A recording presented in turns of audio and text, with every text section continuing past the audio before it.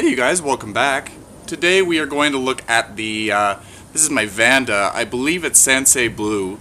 It has never flowered. I got it as a seedling, as you guys have seen in many videos in the past. It's doing okay. It's grown a lot. Mostly it grew last year when I put it outside, and it's basically maintained itself over winter. It was hanging from the grow lights downstairs, and just doing what it does. It gets neglected a lot, as you guys know. I try to water it every day. I try to come out here with the hose. Right now it's outside all the time. And to be quite honest, they seem to be quite tough because one day this spring I left it outside almost all night, and I believe the temperature got down to 4 degrees Celsius, which is close to freezing, and I was terrified, absolutely terrified. I thought that I had lost it, because it is a tropical plant and they really do require warmer conditions.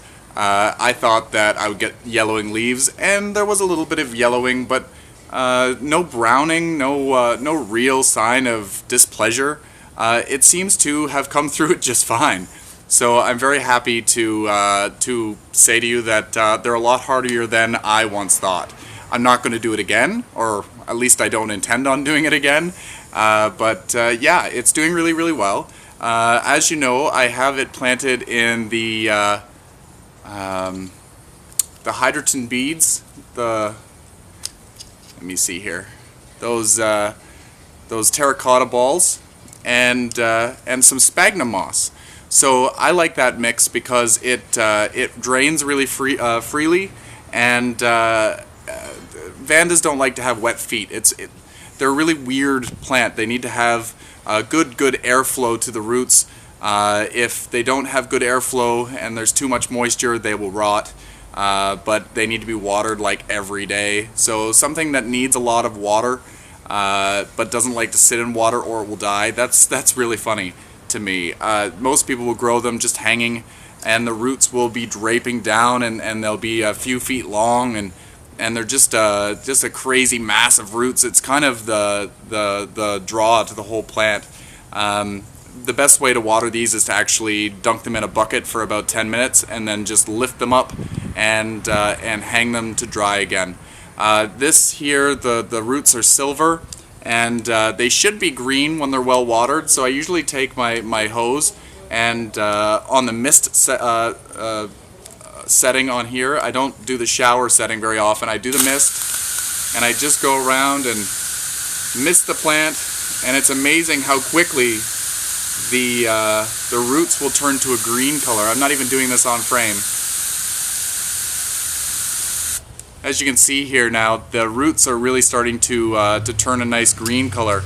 I'll do this sometimes in the summertime. I'll water them 2, maybe even 3 times a day if I'm available.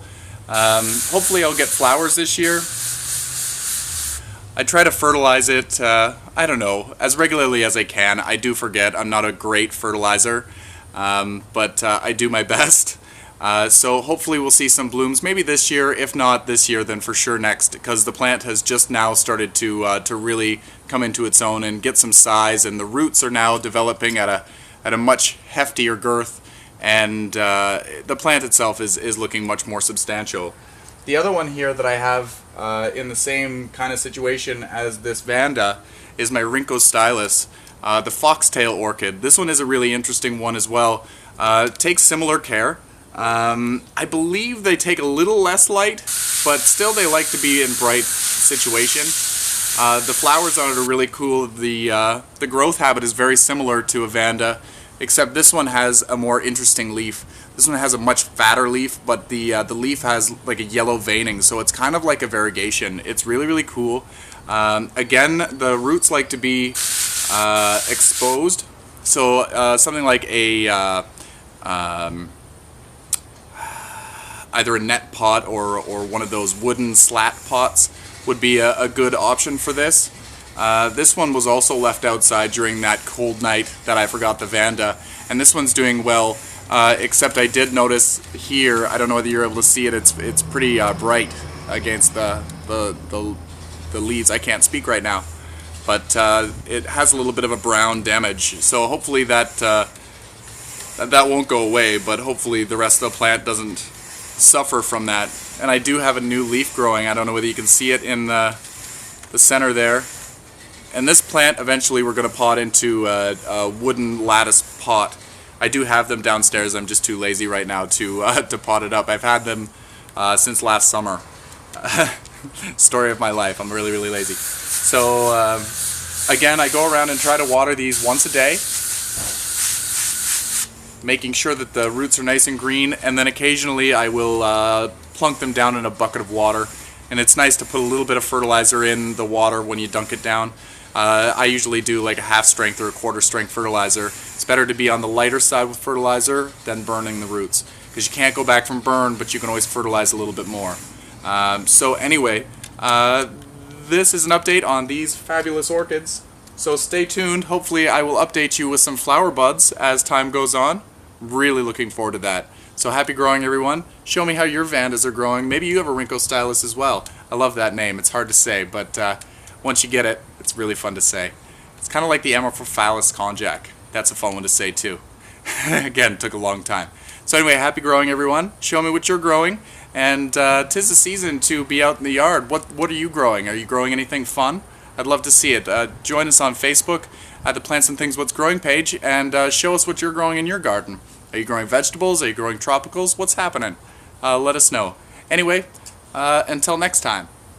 It'll be okay. So what we want to do with these tomatoes is we want to dig a nice deep hole.